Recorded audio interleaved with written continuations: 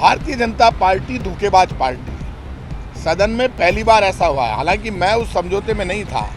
उन्होंने जिन विधायकों ने गलत हरकत की, वहाँ उन विधायकों को कहा कि साहब पहले अंदर लो, अध्यक्ष जी तैयार हो गए और सदन में हमारे संसदीय कार्य मंत्री धारीवाल जी इस बात पे तैयार हो गए, ठीक है कि भाई बहस हो जाए।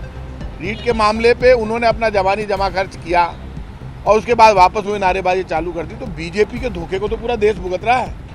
अब और नहीं पेट्रोल डीजल की मार, अब की बार मोदी सरकार आ गई। मोदी सरकार ले लो, पेट्रोल डीजल में ऐसी आग लगाई कि हिंदुस्तान के सारे रिकॉर्ड टूट गए।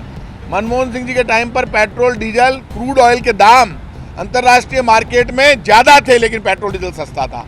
आज क्रूड ऑयल के दाम कम है लेकिन पेट्रोल डीजल महंगा है। गैस सिलेंडर में क्या हुआ, हमारे टाइम पे 400, आज 1000 क्रॉस कर गया गैस सिलेंडर। तो बीजेपी को, ये वही बीजेपी है, उन्हीं के नेता मोदी है तो मुमकिन है, तभी ले लो पंजीरी। मिल गई सबको, हमको भी मिल गई, आपको भी मिल गई। 15 लाख दूंगा, अच्छे दिन लेकर आऊंगा। और जो आपका चेहरा पूरा देश देख रहा है, इनके नेता ने कहा था 50 दिन दे दो नोटबंदी के बाद देश बदल दूंगा। बदल गया क्या देश? जनता बदल गई, बेरोजगारी से लोग आत्महत्या कर रहे हैं देश में, हालात खराब है। राजस्थान को 1 रुपए की मदद इनके 25 MP नहीं दिलवा पाए। जिस दिन ऑक्सीजन की जरूरत थी उस दिन ऑक्सीजन नहीं दिलवा पाए। अब भारतीय जनता पार्टी इन 3 वर्षों में एक भी आंदोलन नहीं कर पाई। आज तक हमने 5 बड़ी रैलियां कर दी जिसमें 2-2 लाख से ज्यादा आदमी जुटे। आज ये कह रहे हैं 50,000 जुटाएंगे।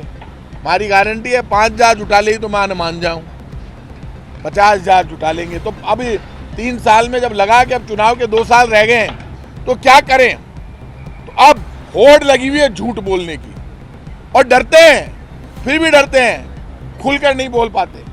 इतना मैं कह सकता हूं कि भारतीय जनता पार्टी के लोग विधानसभा के अंदर और बाहर उनका जो व्यवहार है वो, जैसे ही मैंने देखा इनके नेता हाँ इतनी मीठी मीठी बातें करते हैं। हमारे कांग्रेस के नेता सीधे हैं, मैंने उनको कहा रहे थे उनका चक्कर में फंसेड़ा हो, बहुत उस्ताद है थांगन अध्यक्ष का चैम्बर के मान था, बढ़िया बढ़िया बातें करती और माए नजार थान गाड़ियाँ बख्शी। इनका काम है, इनका मतलब निकला नहीं, उसके बाद ये किसी को पूछते नहीं। देश की जनता के से मतलब निकलने के बाद मोदी जी ने देश की जनता को ही नहीं पूछा, तो हम कांग्रेस के लोगों से भी ये मतलब निकाल लेते हैं। हमारे लोग सीधे हैं, उनसे अच्छी अच्छी बातें करते हैं। इनके 2-3 नेता बहुत उस्ताद हैं और इसमें ये इतनी उस्तादी करते हैं जिसमें ये राठौड़ साहब तो और ज्यादा उस्ताद, इतने सीधा मुंह बना लेंगे और ऐसे बात करेंगे, बावड़ा बनाने की कोशिश करेंगे और फिर देखो अंदर आते ही हाथ से करके इशारा, ये कटारिया जी, सतीश पूनिया जी रहे, पूरे के पूरे लोग वहाँ जाके हंगामा करवाएंगे। तो इनका चेहरा, इनका नाटक, इनका चरित्र,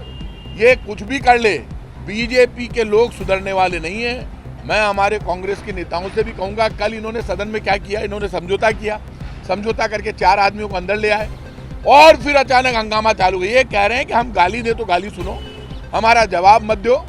रीट का मामला जो है उसमें हम जांच कर रहे हैं, जांच करके अपराधियों को गिरफ्तार कर रहे हैं और पूरा काम हो रहा है और इनको पाप लगेगा।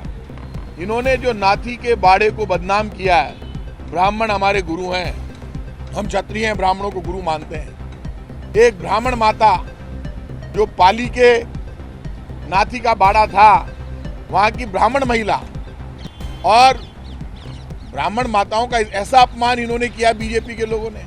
तो नाथी के बाड़े में तो कोई भी जाता था तो उसको रोटी मिल जाती थी, अनाज मिल जाता था, पैसे मिल जाते थे।